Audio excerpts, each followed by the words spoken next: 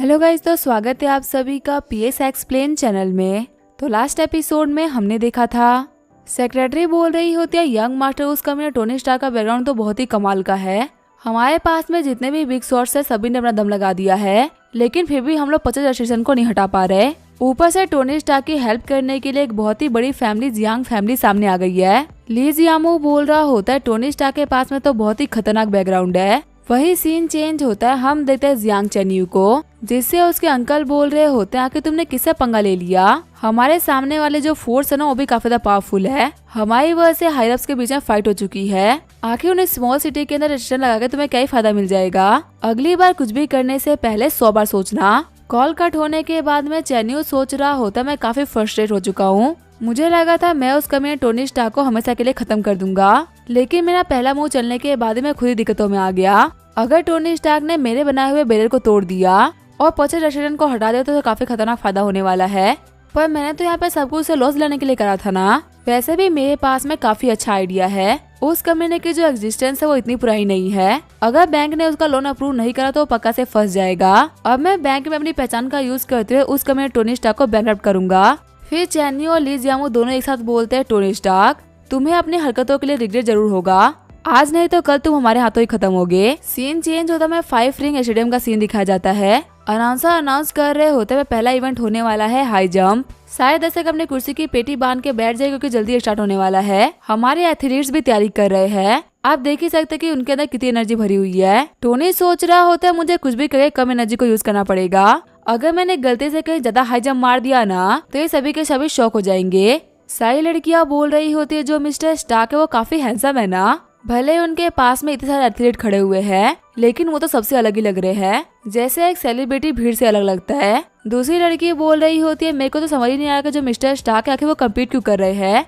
जितना बड़ा उनका नाम है और जिस तरीके से वो स्कूल नहीं आते, मुझे तो कभी लगा ही था कि वो कभी यहाँ पे आएंगे। और वो तो एक काफी अच्छे बिजनेसमैन है ना, आखिर वो स्पोर्ट में अच्छे कैसे हो सकते हैं। तीसरी लड़की बोल रही होती है तुम्हारी बातें सुन के लगा कि तुम टोनी स्टार्क को सही तरीके से नहीं जानती। कुछ टाइम पहले यहाँ पे फील्ड एंड ट्रैक रेस चल रही थी जिसमें कि हमारे एकेडमी के एस लियांग ने पार्टिसिपेट किया था। कहते हैं कि उसमें लियांग ने अपने पुराने सारे रिकॉर्ड्स तोड़ दिए थे और वो बहुत ही स्पीड से दौड़ा भी था। लेकिन फिर भी जब लियांग ने सिर्फ और सिर्फ आधा ही ग्राउंड कंप्लीट किया था तभी मिस्टर स्टार्क ने पूरा का पूरा ग्राउंड कंप्लीट कर लिया और वो रेस जीत गए। इनकी परफॉर्मेंस इतनी अच्छी थी कि हेड कोच ने इनको हाथों हाथ अप्रोच कर लिया। चौथी लड़की बोल रही होती है मतलब मैंने बिल्कुल सही सुना था, जीनियस का वर्ड हमसे काफी अलग होता है। कहते हैं कि उनको हमसे दुनिया काफी धीरे दिखती है और मिस्टर स्टार्क भी उन्हीं में से एक है। तभी टोनी के पास में एक लाल चड्डी वाला बंदा आते हुए बोल रहा होता तुम टोनी स्टार्क हो ना, तुम्हें देख के लग रहा है कि तुम इतने पावरफुल हो सकते हो। उस बंदे की तरफ देखते हुए टोनी सोच रहा होता है अब कौन आगे मेरे को पहचान करने के लिए। लाल चड्डी वाला बंदा बोल रहा होता है मेरे को तुम्हारे से बंदों से काफी नफरत है। स्पोर्ट्स लोग अपनी दिल की खुशी के लिए खेलते हैं और कम्पीट करना हमारे लिए बहुत ही स्पेशल भावना होती है, लेकिन तुम जैसे कम्युनिस्ट सिर्फ शो ऑफ करने के लिए पार्टिसिपेट करते हो। मैं तुम्हें बता दूं कि तुम्हारा जो प्लान है वो बिल्कुल भी सक्सेसफुल नहीं होने वाला। आज मैं तुम्हें ऐसा हराऊंगा ना कि तुम लाइफ में कभी भी किसी भी स्पोर्ट में पार्टिसिपेट नहीं कर पाओगे। ये बोलते हुए वो बंदा जाने लगता है। टोनी सोच रहा होता है क्या मैंने कभी इस बंदे को ऑफेंड करा है जो कि मेरे ऊपर इतना चिढ़ा हुआ था। वैसे मेरी मेमोरी काफी अच्छी है, मुझे याद है कि मैंने इस बंदे को कभी लाइफ में नहीं देखा। लगता है इसके दिमाग के स्क्रू ढीले हैं, मुझे इस बंदे को माफ कर देना चाहिए। तभी रेफरी बोल रहा होता है ठीक है, फिर यहाँ पे इवेंट स्टार्ट होता है। लाल चड्डी वाला बंदा सोच रहा होता है भले मैं मिस्टर स्टार्क से कितनी नफरत क्यों ना करूँ, लेकिन उस बंदे की वजह से एक तो अच्छा काम हुआ है। मैं कितना ही ट्राई क्यों ना कर लेता, लेकिन मैं इतनी बड़ी भीड़ को कभी इकट्ठा नहीं कर पाता। उसने यहाँ पे ओलंपिक लेवल की भीड़ को इकट्ठा कर दिया है। और कमाल की बात तो यह है कि डिस्ट्रिक्ट लेवल स्पोर्ट को प्रमोट करने के लिए बहुत ही कमाल के ब्रांड्स यहाँ पे आए हुए हैं। वही देश के टॉप चैनल्स भी इस चीज को ब्रॉडकास्ट कर रहे हैं। अगर मैं यहाँ पे जीत गया ना तो मेरा करियर बहुत ही बड़ा बन सकता है। हो सकता है मैं बहुत ही जल्दी एक स्टार सेलिब्रिटी बन जाऊँ। मुझे टोनी स्टार्क के कंधों में पाँव रख के ये काम करना ही पड़ेगा। जब लियांग जंप करता तो उसकी जंप होती है 2.2 मीटर्स की। सभी लोग शॉक्ड होते हुए बोल रहे होते हैं 2.2 मीटर्स, ये तो बहुत ही हाई जंप है। ऐसा देख के लग रहा है डिस्ट्रिक्ट लेवल स्पोर्ट कंपटीशन हो रहा है। ऐसा लग रहा है जैसे कि नेशनल लेवल की स्पोर्ट कंपटीशन है। सामने वाला बंदा बोल रहा होता है तुम इस बंदे को नहीं जानते, इस बंदे का नाम है लियू जियानन जो कि हमारे सिटी का टॉप का एथलीट है। इसने नेशनल में भी बहुत बार पार्टिसिपेट कर रखा है, तो हम इसे तो बिल्कुल भी हल्के में ले सकते। क्या लगता है मिस्टर स्टार्क इसके स्कोर को बीट कर पाएंगे? टोनी सोच रहा होता है 2.2 मीटर, ये तो देखने में बिल्कुल भी हार्ड नहीं लग रहा। मैं काफी आराम से इसको जंप कर सकता हूँ। वैसे भी मैंने अपनी फिजिकल कैपेबिलिटी को काफी ज्यादा एनहेंस कर दिया था। शायद से 5 मीटर तक जंप करना मेरे लिए काफी इजी होगा, लेकिन मैं थोड़ी देर के लिए यहाँ पे होल्ड बैक करूंगा ताकि सभी लोग झटके से शॉक ना हो जाए।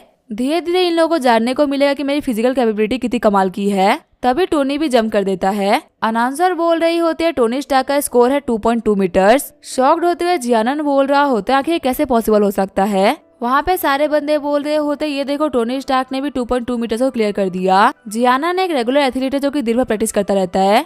वही टोनी एक बिजनेसमैन है जो कि दिन भर बिजनेस करता रहता है। लेकिन फिर भी देखो यहाँ पे इन दोनों में कोई भी अंतर नहीं है। जियानन बोल रहा होता है मान ही नहीं सकता कि टोनी स्टार्क 2.2 मीटर जंप कर सकता है। हो सकता है इस बार इसकी किस्मत चल गई हो, मुझे एक टफ स्कोर बनाना पड़ेगा। फिर जियानन रेफरी से बोल रहा होता है इस बार मैं 2.3 मीटर की जंप करूंगा। पॉल को सेट करते हुए रेफरी बोल रहे होते हैं 2.3 मीटर एक बहुत ही लंबा जंप होता है। वही दौड़ते हुए जियानन सोच रहा होता है 2.3 मीटर में सबसे बड़ा रिकॉर्ड है। मैंने ये एक बार क्लियर कर रखा है तो मैं फिर से भी कर सकता हूँ। और वैसे भी आज तो रेपुटेशन की बात है। लेकिन जैसे ही जियानन जंप करता है उसके पांव से डंडा हिट हो जाता है। जियानन सोच रहा होता है मैंने यहाँ पे बहुत ही बड़ी गलती कर दी। अनाउंसर बोल रहा होता है जैसा कि आप यहाँ पे देख सकते हैं जियानन 2.3 मीटर की जंप में हार गया है। टोनी सोच रहा होता है मैं तो यहाँ पे लिमिट को इस बार कम से कम 3 मीटर पे सेट करने वाला था, पर इसने खुद 2.3 मीटर पे हार के मेरी चीजें काफी आसान कर दी। अब मैं यहाँ पे सभी के सामने काफी फ्लेक्स कर सकता हूँ। टोनी बोल रहा होता है प्लीज आप लोग मेरे लिए इस डंडे को 3 मीटर पे सेट कर दीजिए। शॉक्ड होते हुए जियानन सोच रहा होता है क्या 3 मीटर, क्या जो टोनी स्टार्क ये पागल हो चुका है। सारे बंदे सोच रहे होते हैं लगता है मिस्टर स्टार्क का दिमाग खराब हो चुका है। जो ओलंपिक के एथलीट्स होते हैं वो भी इतना ऊंचा जंप नहीं करते, तो एक रेगुलर इंसान होने के हिसाब से आखिर इतना लंबा जंप कैसे कर सकते हैं। लगता है सर मिस्टर स्टार्क ने बहुत ही बड़ी गलती कर दी। फिर अनाउंसर अनाउंस कर रही होती है टोनी स्टार्क 3 मीटर की जंप के लिए आगे बढ़ रहा है। वहाँ पे सारे बंदे बात कर रहे होते क्या लगता है मिस्टर स्टार्क ये जंप कर लेंगे। कुछ बंदे बोल रहे होते ये हर काम में एक्स्ट्रा ऑर्डिनरी है, हो सकता है ये जंप भी कर दे। वही कुछ बंदे बोल रहे होते है तो इंसान ही ना, ये कोई सुपर ह्यूमन तो नहीं है ना जो कि इम्पॉसिबल काम भी करके दिखा दे। तभी टोनी बाहर की तरफ चलते हुए आने लगता है। सारे बंदे बोल रहे होते आखिर मिस्टर स्टार्क को क्या हो गया, ये रनिंग क्यों नहीं कर रहे। अनाउंसर ने तो कब का अनाउंस कर दिया कि इनकी बारी आ चुकी है, इनको अभी तक रनिंग करके पोल को जंप कर देना चाहिए था। कुछ बंदे बोल रहे होते डेफिनेटली ये बंदा डर गया है। कुछ भी फेंकना तो बहुत ही आसान होता है लेकिन वो काम करना बहुत ही मुश्किल। पक्का 3 मीटर देख के बंदा पूरी तरीके से डर गया है। जियानन सोच रहा होता है मैं तो सोच रहा था इस बंदे को फ्रेम करने के लिए, लेकिन सभी के सामने एक इम्पॉसिबल सा टास्क रखे इसे खुद ही को सभी के सामने बेवकूफ बना दिया है। इस बार यहाँ पे पक्का से मैं जीतने वाला हूँ। तभी और टोनी होता है अपने पाँव में फोर्स इकट्ठा करने लगता है। टोनी सोच रहा होता है इतनी कमाल की स्किल होने का क्या ही फायदा जब मैं किसी को दिखाई नहीं सकता। आज के लिए मैं सभी लोगों के सामने थोड़ा सा फ्लेक्स कर ही लेता हूँ। टोनी के जंप करने की वजह से जो नीचे की जमीन होती है वो भी टूट गई होती है। वही टोनी 3 मीटर से तो बहुत ही ऊपर आ गया होता है। शॉक्ड होते हुए सारे बंदे बोल रहे होते क्या कोई इंसान है या मॉन्स्टर, 3 मीटर की पोल लगा के 5 मीटर तक कूद चुका है। एक बंदा बोल रहा होता है मेरे को चीटी काटो, मेरे को विश्वास नहीं हो रहा कि एक बंदा इतना कमाल का हो सकता है। दूसरा वाला बंदा बोल रहा होता है विश्वास तो मेरे को भी नहीं हो रहा, पर हमारे सामने सच में टोनी स्टार्क खड़े हैं और उन्होंने 5 मीटर की जंप भी लगा दी है। अनाउंसर बोल रहा होता है लेडीज एंड जेंटलमैन मैं आप लोगों को बता दूं कि अभी अभी यहाँ पे वर्ल्ड रिकॉर्ड टूटा है। 3 मीटर की जंप आज तक किसी ने नहीं मारी थी। हमारे लेजेंडरी मिस्टर स्टार्क ने बहुत ही बड़ा रिकॉर्ड बना दिया है जो कि अब किसी के लिए भी तोड़ना बहुत ही मुश्किल होने वाला है। घबराते हुए जियानन बोल रहा होता है आखिर कैसे पॉसिबल हो सकता है। मैंने भी लाइफ टाइम काफी ज्यादा ट्रेनिंग करी है लेकिन मैं कभी भी 3 मीटर के बारे में सोच तक नहीं सकता। आखिर ये बंदा ऐसा भी क्या खाता है जिसकी वजह से खड़े खड़े इतना लंबा जंप मार पाया। तभी वहाँ पे जूली आते हुए बोल रही होती है टोनी तुम सच में काफी ज्यादा कमाल के हो, तुम यहाँ पे जीत गए। मैं तुम्हारे लिए पानी लेके आई, तुम काफी ज्यादा थक गए होगे। टोनी बोल रहा होता है मैंने कहा था ना कि मैं लगातार यहाँ जीता ही रहूंगा। अभी तो यहाँ पे पहला इवेंट ही खत्म हुआ है, आगे आगे देखो होता है क्या। आगे हमें 10 मिनट बाद का सीन दिखाया जाता है। लॉन्ग जंप का कंपटीशन स्टार्ट होने ही वाला होता है। सारे बंदे आपस में बात कर रहे होते हैं, देखते हैं अब क्या होता है। जियानन सोच रहा होता है भले ही मैं एक बार तो हार गया लेकिन मेरे पास में फिर से मौका है और इस मौके को मैं बिल्कुल भी नहीं खो सकता। मैंने सालों बहुत ही मेहनत करी है सिर्फ और सिर्फ आज के दिन के लिए, ऐसे में इस दिन को मैं गवा नहीं सकता। फिर वहाँ पे जियानन ने जंप कर दिया होता है। अनाउंसर बोल रहा होता है कॉम्पिटिटर जियानन ने काफी कमाल की जंप मारी है, इनकी जंप है 7 मीटर्स की। टोनी को देखते हुए जियानन सोच रहा होता है टोनी स्टार्क अब तुम हारोगे। ये बोलते हुए उसे थंब डाउन का साइन दिखाता है लेकिन टोनी और जूली उसके ऊपर बिल्कुल भी ध्यान नहीं देते और जियानन को यहाँ पे कम्प्लीटली इग्नोर कर दिया जाता है। जियानन सोच रहा होता है इस कमीने ने मेरे ऊपर ध्यान तक नहीं दिया, सच में मुझे तो काफी ज्यादा गुस्सा आ रहा है। आगे जब टोनी का नंबर आता है तो वो 9 मीटर्स की जंप मारता है। अनाउंसर बोल रहा होता है मुझे आप लोग को बताते हुए काफी खुशी हो रही है कि यहाँ पे एक और वर्ल्ड रिकॉर्ड टूटा है। 9 मीटर आज तक की सबसे लॉन्ग जंप है। ऑडियंस में खड़े सारे बंदे बोल रहे होते हैं मिस्टर स्टार्क तो सच में काफी ज्यादा कमाल के बंदे हैं, ये हमारी कंट्री को हमेशा प्राउड फील कराते हैं। लास्ट टाइम भी जब इचिरो आया था तो कोई भी उसके सामने नहीं टिक पा रहा था, यहाँ तक कि हमारे जो चेस किंग है वो भी बहुत ही गंदी तरीके से हार गए थे। उस टाइम मिस्टर स्टार्क ने सभी लोगों की रेपुटेशन बचाई और वही सेम काम ये आज भी कर रहे हैं वर्ल्ड रिकॉर्ड तोड़ के। लगता है आने वाले 10 कंपटीशन के अंदर ये 10 रिकॉर्ड तोड़ेंगे। सीन चेंज होता है, हमें शंघाई का सीन दिखाया जाता है। हम देखते हैं किन वुशुआन और ई हांग को जो कि टोनी का मैच देख रहे होते हैं। वुशुआंग बोल रही होती है हाई जंप और लॉन्ग जंप दोनों के अंदर टोनी ने तो कमाल ही कर दिया, वो अभी डबल चैंपियन बन चुका है। और टोनी के परफॉर्मेंस को देख के मैं ये तो बोल सकती हूँ कि वो एक टॉप एथलीट की तरह परफॉर्म कर रहा है। सच में एक बंदे के पास में इतनी स्किल्स कैसे हो सकती है और वो उसे छुपा कह सकता है।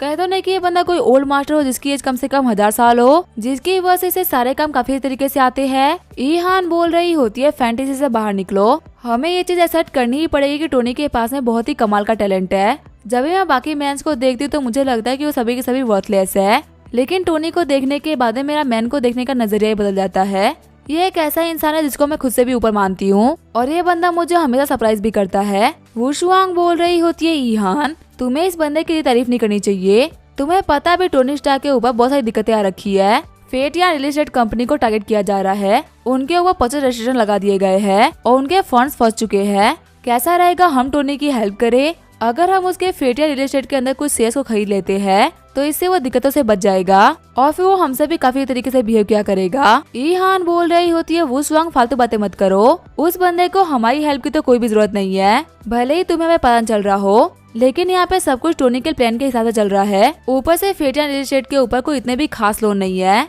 टोनी अपनी बाइक कंपनी का यूज करते हुए एक झटके में उसे भर देगा। हाँ ये तो है कि इन सारी चीजों की वजह से उनकी जो प्रोग्रेस थी वो थोड़ी धीरे हो गई है। पहले लगा था कि जो फिल्म सिटी का काम है वो इस साल के एंड तक हो जाएगा, लेकिन शायद अब वो नेक्स्ट ईयर तक पहुंच जाए। इससे ज्यादा फेट या रियल एस्टेट के ऊपर कोई फर्क नहीं पड़ने वाला, कोई भी सीरियस प्रॉब्लम तो पक्का से नहीं आएगी। ऊपर से टोनी स्टार्क के शेयर खरीदने का बिल्कुल भी सही टाइम नहीं है, क्योंकि तुम्हें नहीं पता कितनी मेजर फोर्स उसके पीछे लगी हुई है और यहाँ पे कितने ऐसे पावरफुल लोग हैं जिनको टोनी घुमा रहा है। मुझे मेरे स्पाइस ने कुछ इन्फॉर्मेशन दी है, उन्होंने बोला कि पॉचर रेस्ट्रिक्शन को लेकर डिस्ट्रिक्ट लेवल पे काफी खतरनाक फाइट चल रही है। दो बहुत ही पावरफुल फ्रैक्शन है जो कि एक दूसरे के खिलाफ हो चुके हैं।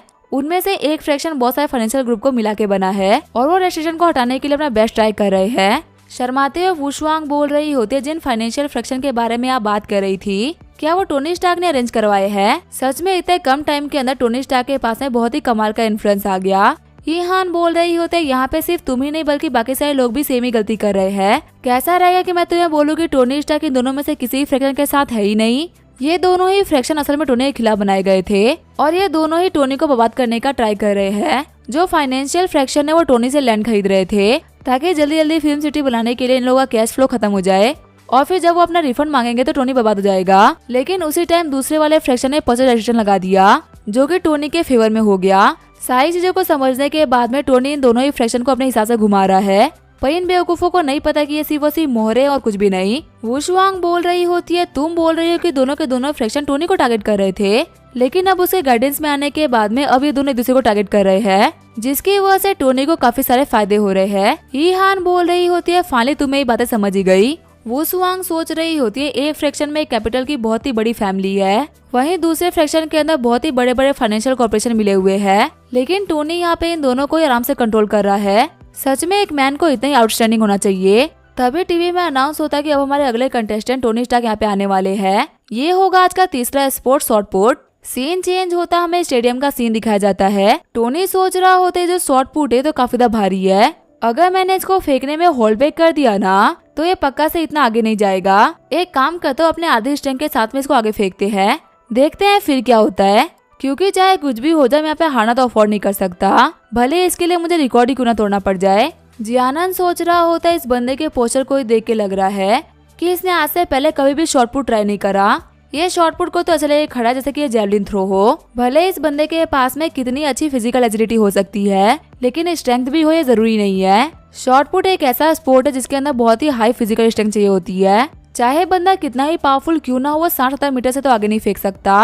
और ऐसा भी हो सकता है कि ये फेंकने में गलती कर दे और डिस्क्वालीफाई हो जाए। तभी जियानन के पास है शॉर्ट पुट की बॉल निकलती है और बॉल के अंदर इतनी पावर होती है कि जियानन की चड्डी को छोड़ के बाकी सारे कपड़े फट गए होते हैं। वही जहाँ पे बॉल गिरते हैं बहुत ही बड़ा धमाका हो जाता है। रेफरी बोल रहा होता है ये बॉल आई है 225 मीटर्स, ये बिल्कुल किसी रॉकेट की तरह, इसी वजह से इसको निकालना बहुत ही भारी पड़ रहा है। अनाउंसर बोल रहा होता है हमारे लिए बहुत ही खुशी की बात है, यहाँ पे एक और नया रिकॉर्ड बना है।